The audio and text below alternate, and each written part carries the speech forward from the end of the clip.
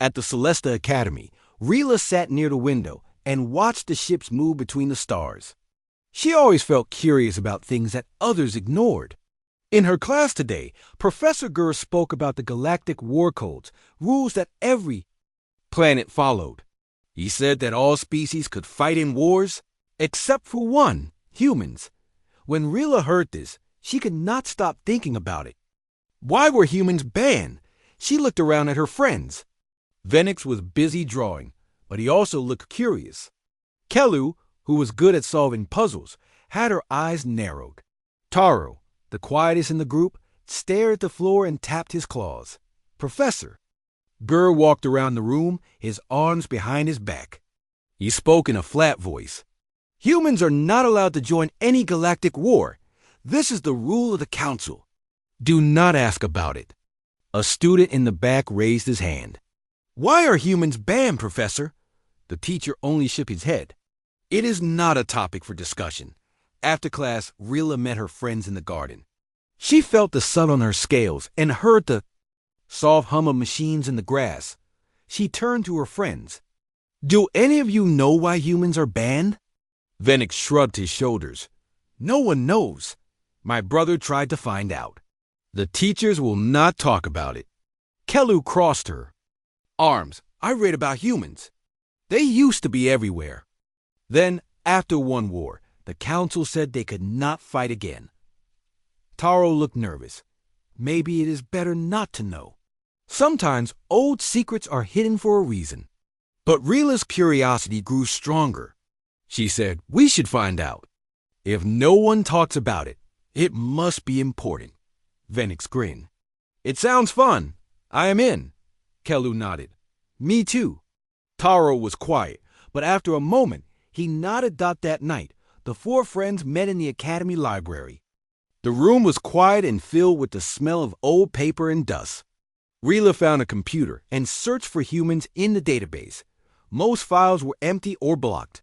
Some old news stories said that humans were brave but strange. Some said they were too dangerous. Kel, you searched the shelves and found a book about old wars. She flipped the pages quickly.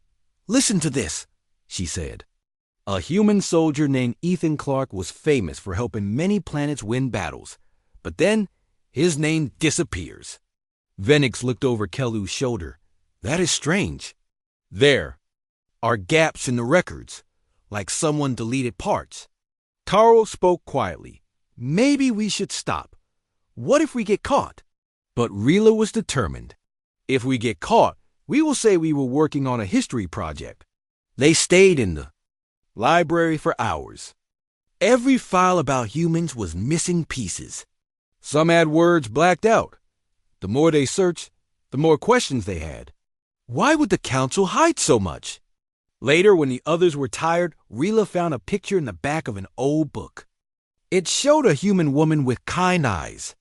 The name below was Mia Brown. Under her picture was one line. She brought hope to the lost. Rila thought about this as she walked home. She could not stop thinking about humans. Why did the council want everyone to forget them? Why were the teachers afraid to talk?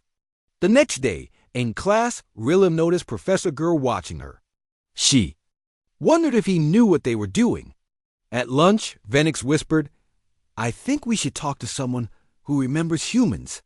Maybe an old veteran. Kelu agreed. Yes, if we can find someone, maybe we can ask about Ethan Clark and Mia Brown.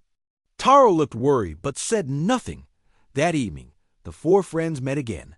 They used the Academy's directory, searched for veterans who fought in the last war with humans. The names were few, and most had left the city. One name stood out, Jorik, a Vexen who lived alone outside the Academy walls. Rila said, let's visit him tomorrow. He might know the truth. As they left the library, Rila felt excited and a little scared. She knew they were breaking rules, but the mystery was too strong to ignore. For the first time, she felt that they were close to something important, something the galaxy wanted to keep hidden. And Rila was ready to find out the truth, no matter the risk. The morning was bright when Rila and her friends left the academy walls.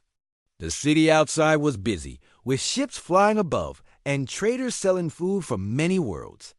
They walked together, staying close, trying not to look nervous. No one noticed them. They followed the directions to Jorik's home, which was in a quiet part of the city, away from the tall buildings and loud markets.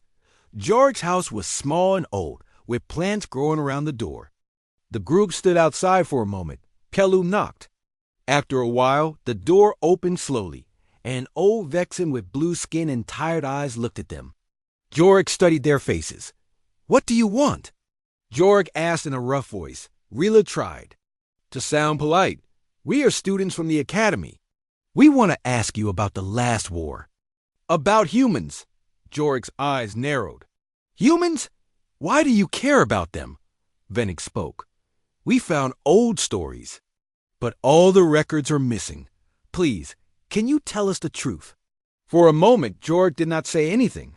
He looked at the group and then let out a sigh. "Come in." Inside, the house was filled with old things, pictures, medals, and a map of the galaxy. They sat in a circle. Jorik sat across from them and looked at each one. "You should not ask about humans," he said, "but maybe you need to hear." Jorik began his story. He told them about the old days, before the ban. He said humans were not like others. They were not stronger or faster, he said, but they were strange. In battle, they would do things no one expected. Sometimes they would make jokes in the middle of danger. Sometimes they would help even their enemies.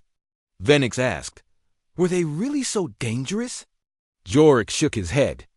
"Not in the way you think. Humans were brave. They could keep fighting even when it seemed hopeless. Others would give up, but not them. And they could make friends in the middle of a fight." Kelu listened closely. "We read about Ethan Clark." "Did you know him?" Jorik nodded slowly. "I fought beside him. He was different. Once during a long battle, our side was losing. Everyone was afraid. Ethan started singing a song. It was silly, but everyone laughed, and we stopped feeling afraid. We fought better after that. He had a way of bringing hope." Taro asked, "What about Mia Brown?" Jorik smiled. "She was a scientist. She helped heal the wounded. She talked to soldiers from every world. She listened to everyone's problems. Some say she saved more lives with her words than any weapon could." Rila felt amazed. "So why did the council ban humans?" Jorik grew quiet. He looked out the window. There was something called the turning point. After that, humans were banned from war. I cannot say more. Some truths are too heavy. If you keep looking, be careful." The friends thanked Jorik and left his house. Outside, the air felt heavy. They walked in silence for a while. Kelu was the first to speak. "He knows something big. Something he is afraid to say," Venix agreed. "We need to find out what happened at the turning point." They decided to return to the academy and look for more clues. At the library, Rila searched for the turning point in the records. There were only a few lines. It was a battle that changed everything. After that, the council made new rules, and humans disappeared from the war records. Kelu found a list of battle sites. One was Tarsi's 4, a planet that saw the last big fight before the ban. Venix said, "Maybe we can find something there." Maybe Mia Brown or Ethan Clark left something behind. Taro looked worried. "It is far. It is not safe." Rila put a hand on his arm. "We will go together. We will be careful." That night, the group made plans to leave the academy for Tarsi's. 4. They packed a small bag with food and water and saved money for travel. Kelu found a transport ship that could take them as far as the outer system. After that, they would have to find their own way. They left before dawn, moving quietly through empty streets. As the academy faded behind them, Rila felt nervous but also excited. She looked at her friends and knew they all felt the same. On the transport ship, they sat close together. Other passengers talked or slept, but the friends whispered about their plan. Kelu checked the map again and again. Venix joked to make them laugh, and Taro watched the stars pass by the window. Rila thought about everything they had learned.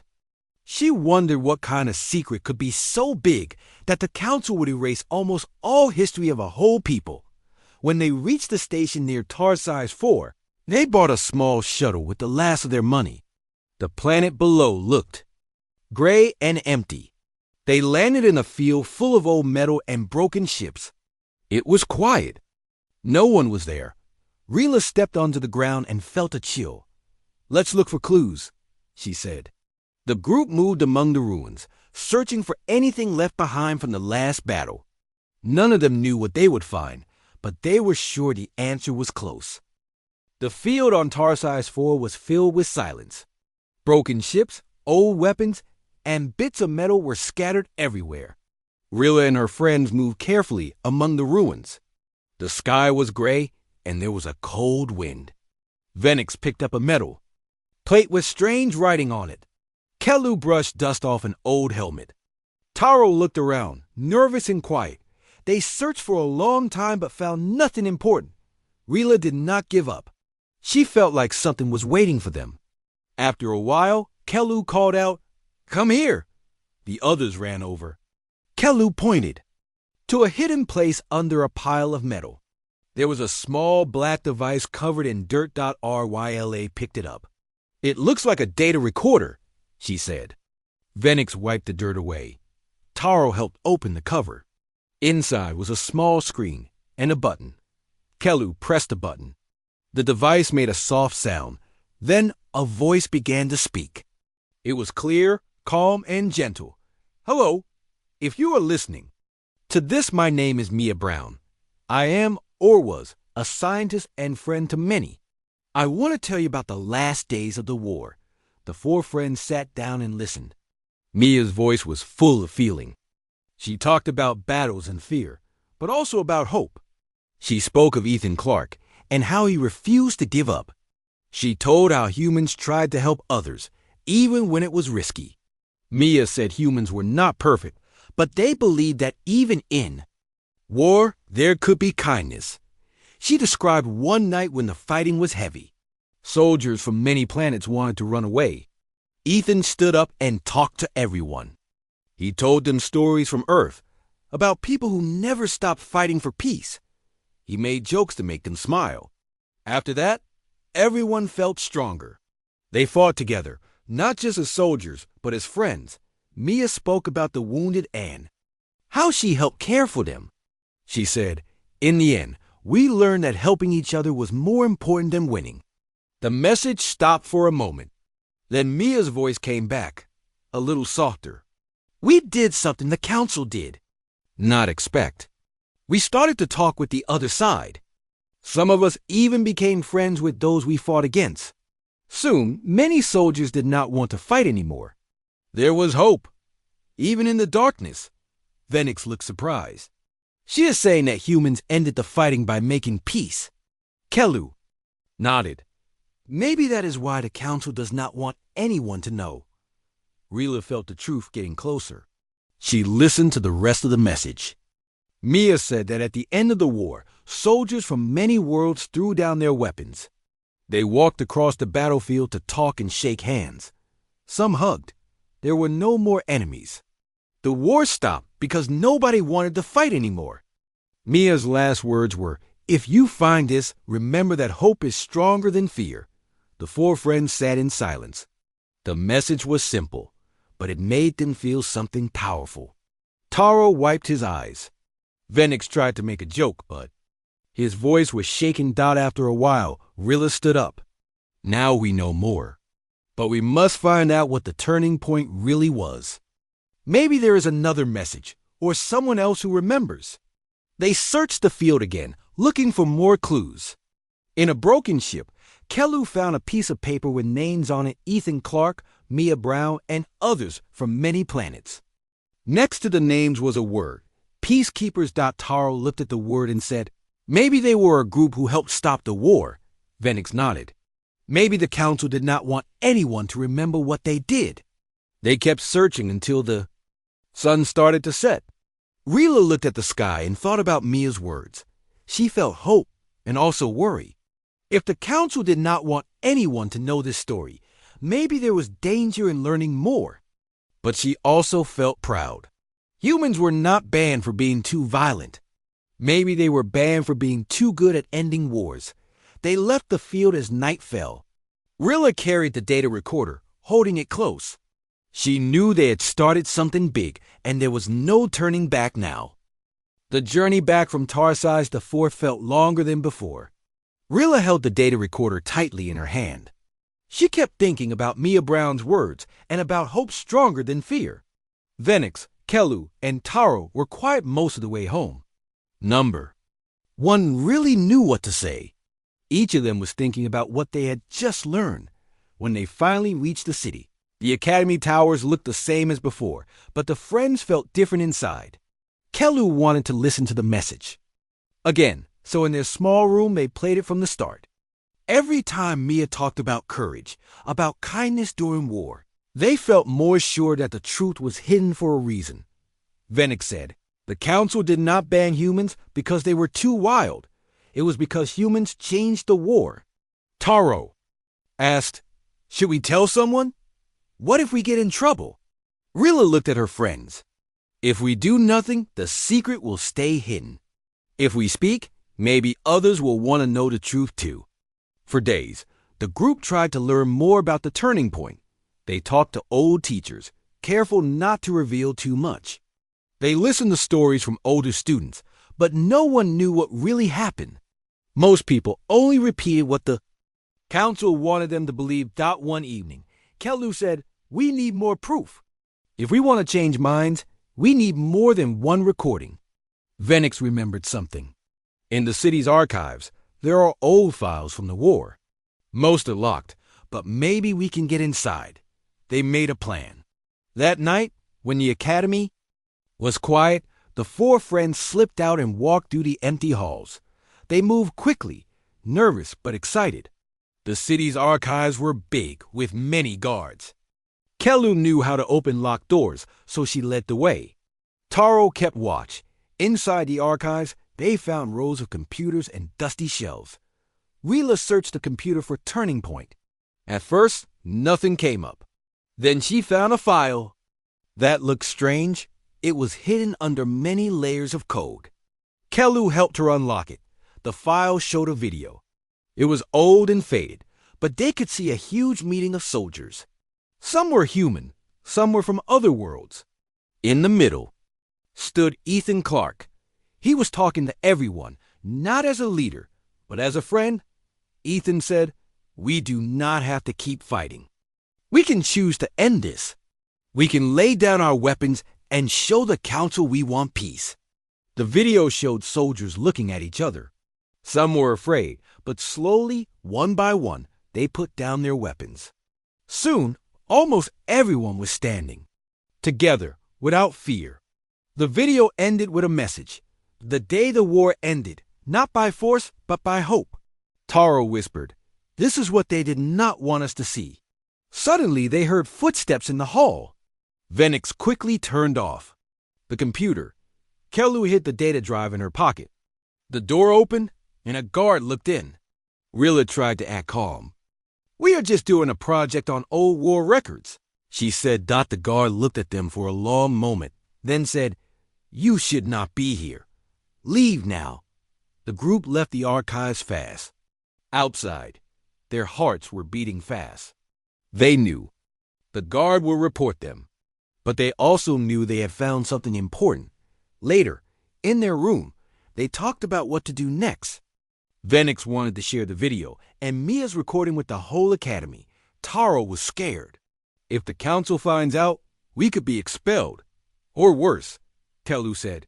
We cannot stop now. The truth is too important, Rilla agreed. We will. Be careful. We will share the truth with only a few people we can trust. For the next week, the friends showed the video and Mia's recording to other students they trusted. Some did not believe it at first. But when they saw Ethan Clark talking to all the soldiers and heard Mia's gentle words, they began to understand. A quiet change started to move through the academy. Students talked in whispers about peace and hope. Some even began to ask questions. In class about the true reason for the ban on humans, Rila watched all this and felt proud. The secret was starting to spread. She hoped the truth would help others see that there was another way, that even in the middle of war, hope and kindness could win. But she also knew the council might not like what was happening. She wondered what would happen next and if they were ready for it. After sharing the recordings and the secret video with a few trusted students, Rila and her friends noticed that things were beginning to change. People whispered in the halls of the academy. Some students looked at the four friends with curiosity, or even respect. Others seemed nervous and avoided them. The truth about the humans was spreading quietly, just as they hoped, but it also brought new worries. One afternoon, Professor Gurr called Rila to his office. The room was filled with old books and a large globe showing the galaxy's many worlds. Gurr's eyes were sharp. He spoke softly. You and your friends have been asking dangerous questions. I want to help you, but you must be careful. The Council does not forgive easily. Rila felt scared, but also stronger than before. She told the professor about the data recorder, Mia Brown's message, and the video of Ethan Clark. Gurr listened without interrupting. When she finished, he let out a deep sigh. Many have tried to uncover the truth, he said. You have found more than most. I once fought beside humans too. I know why the council is afraid. Rila was surprised. You knew humans? Gurr nodded. They made us question war. They made us question who gives the orders and why we fight. That is a dangerous power. He warned Rila not to trust everyone and not to spread the story too quickly. If the council acts, they will not just punish you. They may try to erase the truth again. After the meeting, Rila told her friends everything. They agreed to be more careful, but Venix was frustrated. Why should we hide? What if no one ever learns the truth? Kelu tried to calm him. We need more proof. If we can show how humans inspire peace in more places, no one can deny it. The group spent the next few days searching for more evidence. Taro found an old teacher who remembered stories of other humans on different planets. The friends sent messages asking for stories or any records. Little by little, they gathered letters, old photos, and even more voice messages, all telling how humans changed the course of battles, not with stronger weapons, but with hope, friendship, and ideas that no one could destroy. One story was from a healer named Sira, who wrote that a human soldier once saved her life in the middle of a battle, even though she was on the other side. She remembered the words Ethan Clark spoke to her. We are not born to be enemies. We can choose something better. All the stories had something in common. Humans brought people together. They broke down walls between enemies.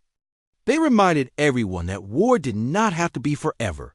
The group gathered these stories and made copies.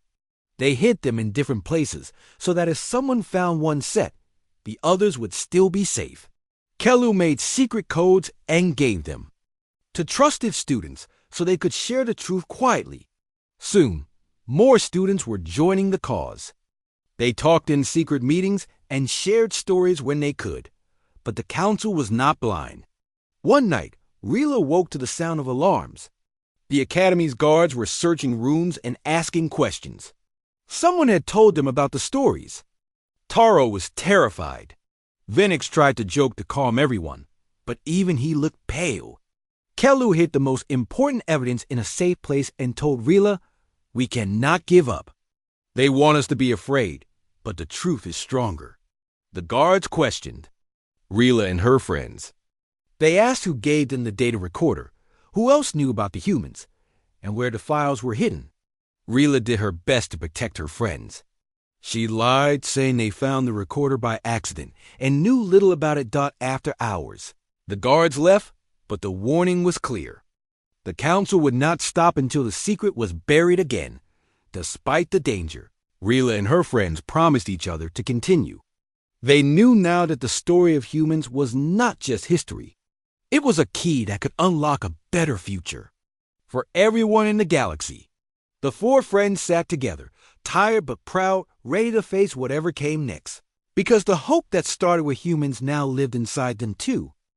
For many days after the search by the guards, Rila and her friends lived with worry. They met in secret, afraid that someone might be watching. Sometimes, Rila saw strangers in the academy halls who seemed to follow her. Taro was quiet and kept, his head down. Venix tried to act normal, but even he laughed less than before. Kelu always looked over her shoulder. They kept sharing the stories with students they trusted, but it was slower now. Fear hung in the air. Some students did not want to listen anymore. Others said it was too dangerous. But there were still a few who believed in the truth and wanted to help. One evening, the four friends sat together on the academy roof. The city lights sparkled below and ships passed overhead. Kelu spoke first. "We have done so much, but what if it's not enough? What if the council stops us for good?" Taro hugged his knees. "Maybe they are right. Maybe we should stop. My family will be in danger if the council gets angry." Venix shook his head. "We cannot give up now. If we do, everything we did means nothing." Rila listened to her friends. She knew they all felt afraid, but she also felt something new. "We can't turn back.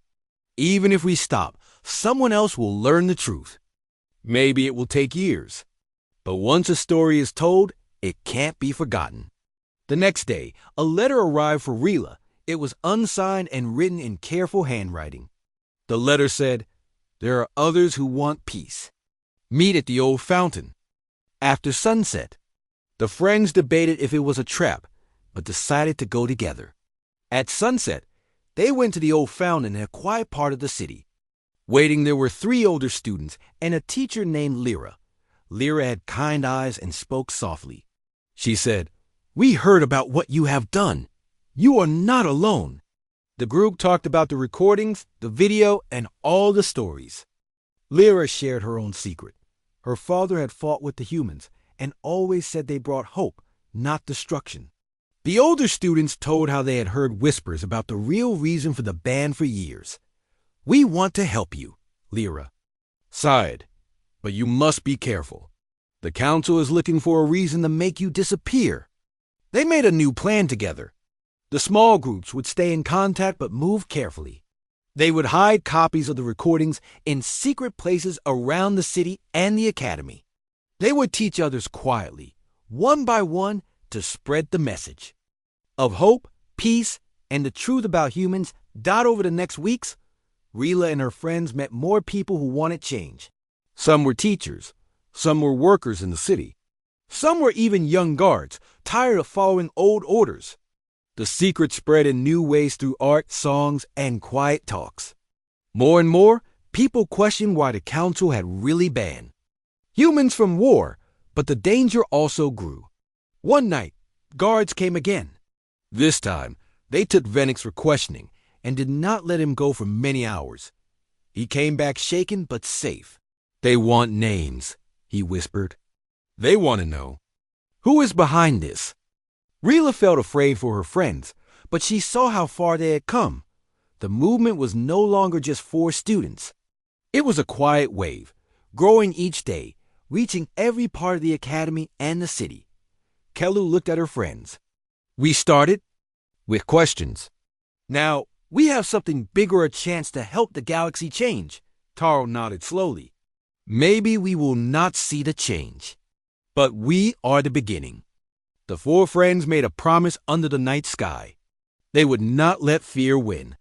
Even if the council tried to silence them, they would keep spreading hope. They understood now that the power of humans was not just in ending wars, but in helping others believe in peace. A quiet change spread through the academy and the city. People talked in low voices, sharing stories and songs about hope and peace. Some wrote messages on walls when no one was looking. Others helped hide the recordings and the old video from the war.